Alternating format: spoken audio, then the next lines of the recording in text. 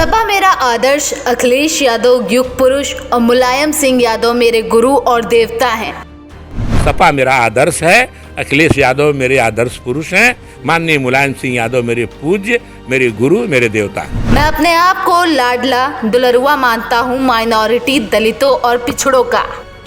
मैं अपने आप को लाडला मानता हूँ, दुलरुआ मानता हूँ माइनॉरिटी और दलितों का। वो मुझे मानते हैं। भारत का प्रधानमंत्री तय करेंगे अखिलेश यादव। भारत का प्रधानमंत्री जो बनेगा वो अखिलेश यादव की मर्जी से बनेगा। दलित, पिछड़े, अल्पसंख्यक भाजपा में हैं बंधुआ मजदूर। या कुछ अल्पसंख्यक भी गए हैं भाजपा में, उनकी आत्मा पे हाथ रख के पूछिए तो रो रहे हैं। वहां पर गुलामों जैसी स्थिति है।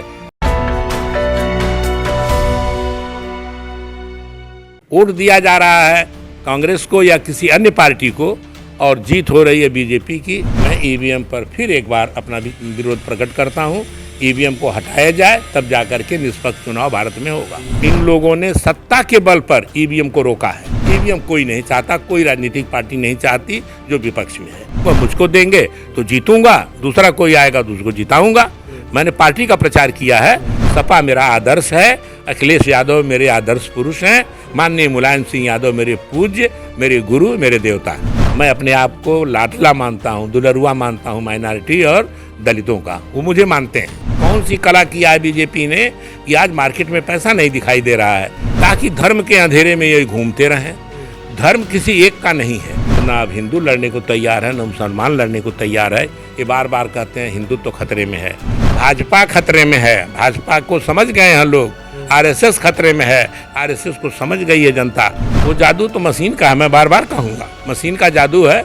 और थोड़ा कांग्रेस कहीं दम्भ में थी, घमंड में थी, इसमें कोई दो राय नहीं। ईवीएम मशीन अपना खेल की है। मैं बार बार रिपीट करूंगा, ये ईवीएम का खेल है। ये सबको सम्मान देना सीखे कांग्रेस। और राष्ट्रीय पार्टी है, बड़ी पार्टी है, तभी जाकर के इनका कल्याण होगा। तो हम तो डूबेंगे सनम तुमको भी ले डूबेंगे वाली कहावत चरितार्थ होगी। बेईमान भ्रष्ट बीजेपी के लोगों का ये मुकाबला कर पाएंगे, नहीं तो नहीं कर पाएंगे। भारत का प्रधानमंत्री जो बनेगा वो अखिलेश यादव की मर्जी से बनेगा।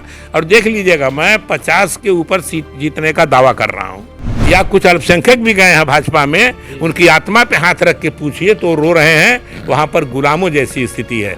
जो सम्मान सपा दे देती है वो सम्मान भाजपा में कभी पिछड़े, दलित और अल्पसंख्यकों को नहीं मिलेगा।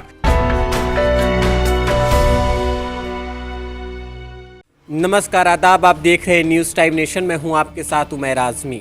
इस वक्त न्यूज़ टाइम नेशन की टीम चुनावी सर्वे को लेकर उत्तर प्रदेश के आजमगढ़ ज़िले में पहुंची है और आज हमारे साथ खास बातचीत करने के लिए मौजूद हैं पूर्व विधायक समाजवादी पार्टी के नेता बृजलाल सोनकर जी। आज 4 राज्यों के नतीजे सामने आए हैं। इसको लेकर पहले आइए हम प्रतिक्रिया जानते हैं बृजलाल सोनकर जी से। आज 4 राज्यों के नतीजे जिस तरीके से आ रहे हैं, रुझान जो है, क्या लग रहा है? रुझान देखकर तो साहब हम लोग आश्चर्यचकित हैं। जो माहौल था, जनता में जितना विरोध था सत्ता पक्ष का, बीजेपी का, उस विरोध को देखते हुए यह जो रिजल्ट आ रहा है ये आश्चर्य में डाल रहा है। समझ में नहीं आ रही है बात। जनता कहीं न कहीं एक बार फिर सदमे में है कि कहीं यह ईवीएम की जीत तो नहीं है। ईवीएम से वोट न करा के सरकार अगर बैलेट पेपर से वोट कराती है तब यह सच्चा निर्णय होगा और जनता को संतोष होगा। वरना जनता जो है संदेह के उसमें है कि यह जीत जो है हुई कैसे। वोट दिया जा रहा है कांग्रेस को या किसी अन्य पार्टी को और जीत हो रही है बीजेपी की। इसलिए मैं कहता हूँ, मैं ईवीएम पर फिर एक बार अपना विरोध प्रकट करता हूँ। ईवीएम को हटाया जाए तब जाकर के निष्पक्ष चुनाव भारत में होगा। बृजलाल जी, आपने जैसा ईवीएम को लेकर अपने सवाल उठाए, तो एक सवाल और उठता है कि ईवीएम को लेकर चुनाव के नतीजे आने के बाद ही इस तरीके के बयान क्यों नेताओं के आते हैं? इससे पहले क्यों क्लियर स्टैंड नहीं लिया जाता? अच्छा प्रश्न आपका है। ईवीएम का विरोध सदैव होता है, हमेशा होता रहा है, लेकिन सत्ता में बैठ करके इन लोगों ने सत्ता के बल पर ईवीएम को रोका है। अगर विरोध हो रहा है, आप ईमानदार हैं तो ईवीएम को हटा दीजिए। ईवीएम का विरोध तो हमेशा हो रहा है, लेकिन चूंकि आज सत्ता में बहुमत में है, इस बहुमत का बल आप प्रयोग करके ईवीएम को रोके हुए हैं। ईवीएम कोई नहीं चाहता, कोई राजनीतिक पार्टी नहीं चाहती जो विपक्ष में है। अच्छा, विपक्ष में आपने ईवीएम को लेकर सवाल जो उठाया है, तो ये चीज़ें भी हैं कि आपके जो राष्ट्रीय अध्यक्ष हैं अखिलेश यादव जी, तो उनको भी एक क्लियर बड़ा स्टैंड, कोई बड़ा स्टैंड लेना चाहिए ईवीएम को रोक को लेकर, इस तरीके के कोई बयान देना चाहिए? आप जरा संवैधानिक अधिकारों की बात सुनिए। संविधान में सरकार के पास जो संख्या बल है उसके हिसाब से बहुत सारी चीज़ें आप देखेंगे। अभी CJI, chief justice of India, इन्होंने कुछ चीज़ों पर विरोध जताने की कोशिश किया जो जनहित में था, देश हित में था, लेकिन ये अपने संख्या बल के आधार पर तुरंत संविधान में संशोधन कर देते हैं। क्या करेंगे?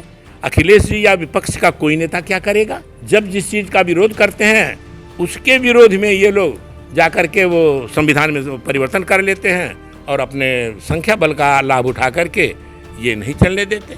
शुरू से विरोध हो रहा है ईवीएम का। मैं तो हमेशा ईवीएम का विरोध करूंगा। ये 2024 का चुनाव नज़दीक आ रहा है, आप पूर्व विधायक भी रहे हैं और हाल ही में लालगंज आजमगढ़ में 2 लोकसभा की सीटें हैं, जिसमें एक सदर आजमगढ़, जिस पे आपके राष्ट्रीय अध्यक्ष और माननीय मुलायम सिंह यादव जी आपकी पार्टी के संरक्षक सांसद रहे, और एक लालगंज लोकसभा की सीट है। तो कहीं ना कहीं ये कयास और ये चर्चा बनी हुई है कि आपको टिकट मिल सकता है क्योंकि सुरक्षित सीट है लालगंज लोकसभा की। तो क्या है, आप भी मैदान में आ रहे हैं इस बार? जी हाँ, मैं तो कोशिश कर रहा हूँ। मैं तो हमेशा कोशिश करता हूँ और इस बार जो है मैं देख रहा था कि कई पार्टी के तमाम कैंडिडेट्स अपना वो लगा दिए थे, सपा का नहीं लगा था, तो मुझे अच्छा नहीं लग रहा था। मैंने कहा मैं सपा का भी लगाऊंगा। एक कार्यकर्ता की हैसियत से मैंने सपा का पूरी 5वीं विधानसभा में जहाँ तक हो सका है वो बैनर होर्डिंग लगा दिया हूँ, सपा का प्रचार कर रहा हूँ। जो आएगा उसको जिताऊंगा, मुझको देंगे तो जीतूंगा, दूसरा कोई आएगा तो उसको जिताऊंगा। मैंने पार्टी का प्रचार किया है और अभी फिर शुरू करने जा रहा हूँ नए साल पर तमाम होर्डिंग। मैं कहीं सपा को कमजोर मेरी तरफ से नहीं होने दूंगा। जितनी मेरी शक्ति है मैं सपा के लिए लगाऊंगा। सपा मेरा आदर्श है, अखिलेश यादव मेरे आदर्श पुरुष हैं, माननीय मुलायम सिंह यादव मेरे पूज्य, मेरे गुरु, मेरे देवता। सवाल और कि जैसे टिकट को लेकर क्या आपके राष्ट्रीय अध्यक्ष अखिलेश यादव से कोई बातचीत हुई? उन्होंने आश्वासन दिया? मुझे आश्वासन दिया गया है और आश्वासन से ज़्यादा मैं पार्टी को प्यार करता हूं। मैं अपनी पार्टी के लिए काम कर रहा हूं और करूंगा, जिसको दे देंगे। क्या बात हुई राष्ट्रीय अध्यक्ष? उन्होंने कहा आप तैयारी करो, आप चुनाव लड़ो। लालगंज से? यस, लालगंज से। मैं रिजर्व कैंडिडेट हूँ तो रिजर्व सीट से ही लड़ूंगा। तो मैं कैसी तैयारी कर रहा हूँ, मैं तैयारी कर रहा हूँ। तैयारियाँ कैसी? नित्य प्रति किसी न किसी विधानसभा में जा करके माइनॉरिटी, SC और बैकवर्ड के बीच में बैठता हूँ और मैं जानता हूँ कि ये सीट मैं जीतूंगा, कोई रोक नहीं पाएगा मुझे। मैं अपने आप को लाडला मानता हूँ, दुलरुआ मानता हूँ माइनॉरिटी और दलितों का। वो मुझे मानते हैं, मैं उनके लिए संघर्ष किया हूँ और पिछड़ों में बहुत बड़ी संख्या हमारे यादवों की है, बहुत बड़ी संख्या राजभर और चौहानों की है जो मुझे दिल से मानते हैं। वैसे आपको बता दें आपकी पार्टी के कुछ और भी दुलरुआ कैंडिडेट हैं जो लगे हुए हैं। हाँ बिल्कुल बिल्कुल, उनका हक है, उनका भी अधिकार है। मुझसे सीनियर लोग भी पड़े हुए हैं और बिल्कुल नए नए लोग भी हैं जो आ रहे हैं मांगने के लिए। अब तो ये उनके हाथ में है, आदरणीय हमारे राष्ट्रीय अध्यक्ष जी जिसको आदेश देंगे वो लड़ेगा। मैं उनका एक आज्ञाकारी निर्णय। तो विधायक जी अभी बड़ा समय है, लेकिन फिलहाल का जो रुझान है 4 राज्यों के नतीजे आज आ गए हैं और ये हो रहा था कि यही 4 राज्यों के नतीजे ही लोकसभा का रुझान तय करेंगे आखिर सरकार किसकी आ रही है 24 में। तो 24 को लेकर आपकी पार्टी का और लोगों का क्या स्टैंड है, क्या मुद्दे रहेंगे 2024 में, जिस पर केंद्र सरकार यानी प्रधानमंत्री मोदी जी को हटाने का जो संकल्प है विपक्ष का वो कारगर साबित होगा? आप लोग घर घर घूमते हैं, मुझसे और नेताओं से ज़्यादा आप लोग जानते हैं सच्चाई क्या है। जनता इस बार देखिए, हर चुनाव अलग अलग होता है। स्थानिक निकायों का चुनाव अलग है, विधानसभा का चुनाव अलग मुद्दों पर होता है और लोकसभा का चुनाव अलग मुद्दों पर होता है। जिस तरह की महंगाई, बेरोजगारी और त्रासदी देश झेल रहा है, मैं कहता हूँ इस बार सच्चाई है कि जनता चुनाव लड़ेगी। भाजपा के विरोध में जनता चुनाव लड़ेगी और मैं जानता हूँ कि बहुत बुरा हाल होगा बीजेपी का। क्यों कि अब इससे ज़्यादा बुरा हाल क्या करेंगे ये देश का कि जो भूखमरी और बेरोजगारी इस सीमा पर चली गई है कि बहुत बड़ी संख्या हमारे आबादी की आज भूखों सो रही है। मजदूरी करने के बाद मजदूरी नहीं है, मार्केट में छोटे मोटे व्यापारी मर रहे हैं, पैसा नहीं है लोगों के पास खरीदने का। कौन सी कला किया है बीजेपी ने कि आज मार्केट में पैसा नहीं दिखाई दे रहा है। लोग सवाल कर रहे हैं कि आखिर कैसे जिएंगे ऐसे हालत में। तो इन सब चीज़ों को देखते हुए मेरी अपनी वो है कि मेरी विचारधारा है कि इस बार बीजेपी के विरुद्ध जनता लड़ेगी। ये जो नाटक हुआ है 5 विधानसभाओं में, अब इस नाटक का तो पर्दाफाश थोड़े दिन में हो जाएगा। मैं तो बार बार कहूँगा कि बीजेपी जब तक ईवीएम से चुनाव होगा देश में किसी और को नहीं जीतने देगी। जिसको चाहेगी उसको जिता देगी, बाकी जगह अपना राज चलाएगी। जैसा कि हमेशा से ये इल्ज़ाम रहा है बीजेपी पर विपक्ष का कि तुष्टीकरण और जातवाद की राजनीति करती है, पोलराइज करने की कोशिश करती है भारतीय जनता पार्टी। तो इस समय भी खूब टीवी चैनल पे एडवर्टाइजमेंट भी आपने देखा होगा, राम आएंगे तो अगना सजाऊंगी, और उसके बाद जो है 24 तारीख को भव्य उद्घाटन हो रहा है भगवान श्री राम के मंदिर का। तो ये कितना बड़ा मुद्दा हो सकता है बीजेपी के लिए, प्लस पॉइंट हो सकता है? देखिए, बीजेपी और आरएसएस की ये साजिश है कि देश की एक बहुत बड़ी आबादी को शिक्षा से वंचित रखो। ये शिक्षा से वंचित नहीं रहेंगे और पढ़ लिख लेंगे तो ये सवाल उठाएंगे, और ये सवाल तब उठाएंगे जब इनके पास ज्ञान होगा। तो इनको ज्ञान लेने ही मत दो। इसीलिए इस सरकार ने शिक्षा पर सबसे कम बजट दिया है, और गरीबों की शिक्षा तो बिल्कुल बंद ही कर रहे हैं अपनी तरफ से, ये कि इनको पढ़ने लिखने न दिया जाए, ताकि धर्म के अंधेरे में ये घूमते रहें।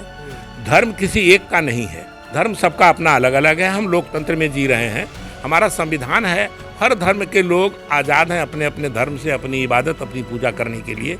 लेकिन इनका बस जो चल रहा है, ये जो हिंदू मुस्लिम, हिंदुस्तान पाकिस्तान, कब्रिस्तान और श्मशान जो कर रहे हैं, ये बंटवारा की राजनीति है। ये देश के लिए अच्छा नहीं है। अब जनता समझ रही है, अगर ये लाख कोशिश करेंगे और हिंदू मुस्लिम को लड़ाने का प्रयास करेंगे तो ना अब हिंदू लड़ने को तैयार है, ना मुसलमान लड़ने को तैयार है। ये बार बार कहते हैं हिंदू तो खतरे में है। हिंदू तो नहीं खतरे में है, भाजपा खतरे में है। भाजपा को समझ गए हैं लोग। आरएसएस खतरे में है। आरएसएस को समझ गई है जनता कि अब अगर ये रह गए तो देश तो बिक चुका है, कुछ बचा नहीं है, जो बचा है वो भी बेच देंगे। आप कह रहे हैं भाजपा को लोग समझ गए हैं, 4 राज्यों में जादू चल गया भाजपा का। वो जादू तो मशीन का है, मैं बार बार कहूँगा, मशीन का जादू है। और थोड़ा कांग्रेस कहीं दंभ में थी, घमंड में थी, इसमें कोई दो राय नहीं। होता रहता है कि जब सरकार बनती है तो आप लोग विपक्ष वाले कहते हैं। नहीं नहीं नहीं, देखिए बनने की बात है। कुछ चीज़ों पर समाजवादी पार्टी, हमारे समाजवादी पार्टी के साथ जो व्यवहार किया था कांग्रेस ने, वह साबित करता है कि कांग्रेस कहीं न कहीं घमंड में अंधी हो गई थी, समझ नहीं पाई है।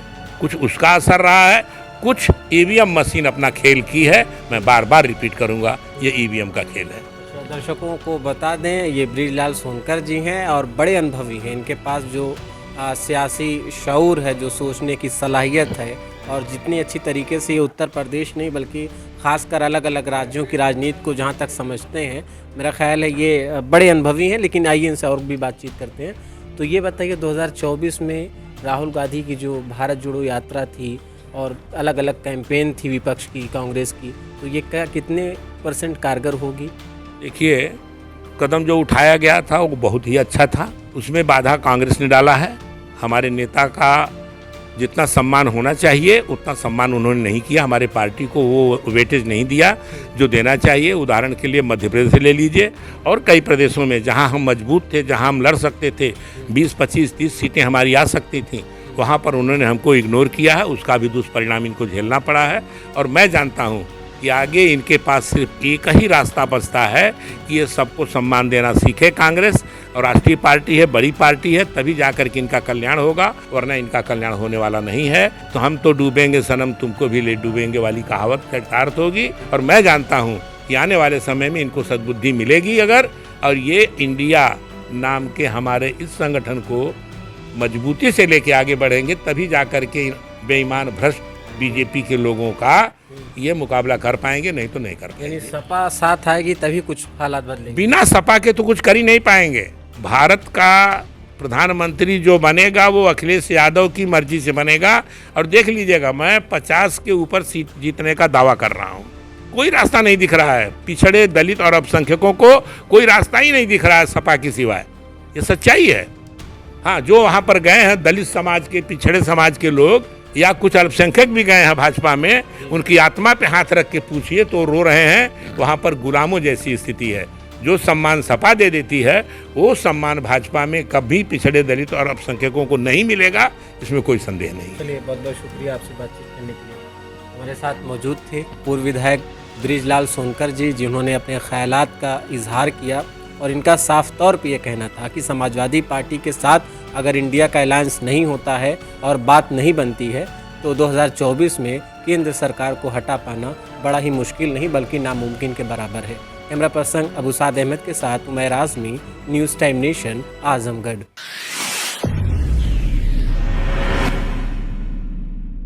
राहत सेवा संस्थान, सर्व मानवाधिकार, मानवता के लिए बढ़ते कदम में आप भी अपना सहयोग करें। सब्सक्राइब करें आपका अपना चैनल न्यूज़ टाइम नेशन और हर खबर सबसे पहले पाने के लिए बेल आइकॉन जरूर दबाएं। और हाँ, खबरें पसंद आ जाएं तो लाइक और शेयर करना ना भूलें।